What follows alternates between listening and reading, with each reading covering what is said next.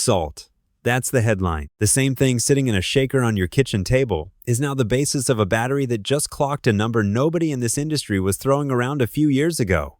20,000 charge cycles. Not 2,000, 20,000. A Chinese company called Goshen, the company Volkswagen happens to be the largest shareholder of, walked on stage in May and said its newest sodium cell can be cycled 20,000 times. And the thing is built from one of the cheapest, most abundant materials on the planet. No lithium, no cobalt, no nickel. And when you hear where that 20,000 cycle number actually applies, and the catch that comes with it, you'll understand exactly why the whole lithium world is suddenly paying very close attention. Subscribe so you catch these breakdowns early, because this one moves fast. Here's why it matters to you. The battery is the single most expensive part of an electric car, and the mining behind it is the dirtiest part of the story. So, a battery made from salt isn't a small thing. It's a shot at the entire foundation the electric vehicle industry is built on. But before we get to that 20,000 number, you need to understand why anyone bet on salt in the first place. For years, sodium batteries were a punchline, a lab curiosity. Everybody knew the theory. Sodium sits right under lithium on the periodic table. It behaves in a similar way, and it is almost free because you can pull it out of seawater. The problem was always the same. Sodium stores less energy for its weight than lithium. That's the trade-off. So, while researchers tinkered, the entire planet went all in on lithium. And lithium got cheap and got good. The naysayers said sodium would never catch up. Sound familiar? Because that's the exact same thing people said about LFP, the cheaper lithium chemistry, right before LFP quietly took over the affordable end of the electric vehicle market. The pattern in this industry is brutally consistent. The inferior, cheap chemistry gets written off, then it gets just good enough, and then it eats the market from the bottom. And that history is exactly why what these Chinese battery makers just did should make you sit up. Because they did not fix sodium's weakness by accident.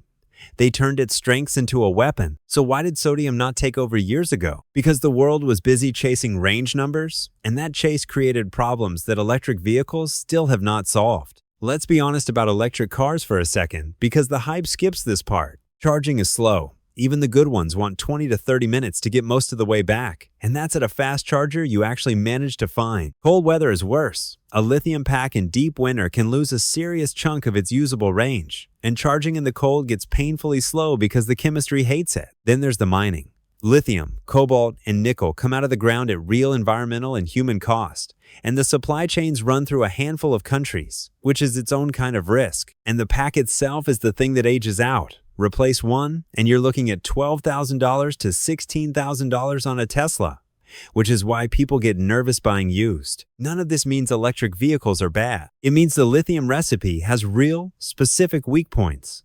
So the obvious question is, what if a battery existed that was strong exactly where lithium is weak, cheap where lithium is expensive, tough in the cold where lithium folds, and built to outlast the car itself? That battery is here, and the numbers are the whole reason we're talking. Here is where it gets real. Start with that headline cell from Goshen, the one rated for 20,000 cycles. To put that in human terms, if you cycled it fully every single day, it would run for more than 50 years before it reached its rated wear out. It holds 88% of its capacity at 40 degrees below zero. It survived an 8mm steel nail driven straight through it and heat at 400 degrees without catching fire. That failure mode is what makes lithium fires terrifying. But here's the honest catch. The thing most clickbait will never tell you. That specific 20,000 cycle cell is built for energy storage grid batteries. Not cars yet. Goshen said so plainly. So, does that kill the dream? Not even close. Because look at what is already going into cars. Cattle, the biggest battery maker on Earth, put its sodium battery, called Naxtra, into mass production for vehicles in 2026. That one does about 500 kilometers on a charge, and that beats a lot of electric vehicles on the road right now. It charges to 80% in roughly 15 minutes.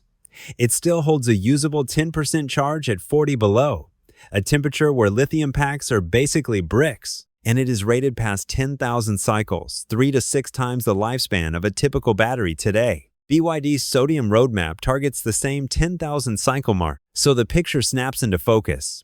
The salt battery breaking records in the warehouse and the salt battery already going under the hood are two rungs of the same ladder, and the ladder is being climbed fast. But can salt actually compete on cost? Where this fight is really won? That's the part that should worry Tesla. And here's why I say that carefully. Tesla's whole affordability play runs on iron-based LFP cells.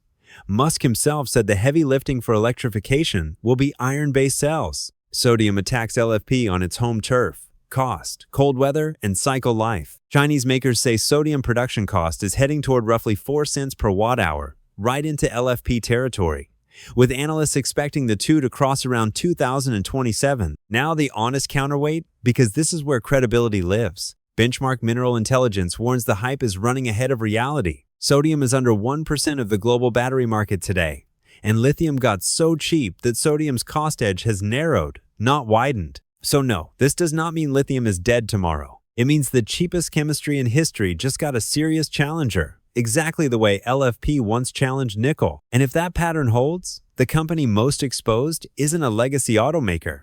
It's the one that bet the affordable car on iron. Because here's what most people miss. This was never just about cars. China already switched on the world's first grid-forming sodium storage plant in Yunnan. It is 200 megawatts, able to regulate enough power for hundreds of thousands of homes, and it runs almost entirely on renewables. Sinopec and LG Chem teamed up on sodium materials, and they forecast China will make over 90% of the world's sodium cells by 2030, with the market growing nearly 3-0-fold by 2034. And it's not only China. Natron Energy is building a $1.4 billion sodium gigafactory in North Carolina, claiming over 50,000 cycles with zero lithium, cobalt, or nickel. Data centers, cold climate trucks, backup power, the grid itself. The salt battery isn't trying to win one car. It's trying to become the floor under everything electric, and the world is quietly building for exactly that. So step back and look at what's really happening here. This isn't one gadget or one press release. It's the oldest pattern in this industry repeating in real time. The cheap, abundant, inferior material is clawing its way up from the bottom, just like LFP did, just like nickel did before it. You now know the part the headlines skip. The record-breaking cell isn't in cars yet, but the cars are already coming, and the economics are closing in on lithium faster than almost anyone predicted. You heard it here before. Most people will. What do you think? Is salt the chemistry that finally breaks the lithium grip? Or is the hype getting ahead of the science? One reason sodium-ion technology is attracting so much attention is that it reduces dependence on a handful of critical minerals. Lithium, cobalt, and nickel require extensive mining and global supply chains that are vulnerable to price swings and geopolitical tensions. Sodium, by contrast, is widely available in common salt deposits and seawater, making the raw material far easier to source. Another advantage is manufacturing flexibility. Many sodium-ion batteries can be produced using equipment already designed for lithium-ion batteries, allowing manufacturers to adapt existing factories instead of building entirely new production lines. This could lower capital costs and accelerate commercialization. Safety is another major selling point.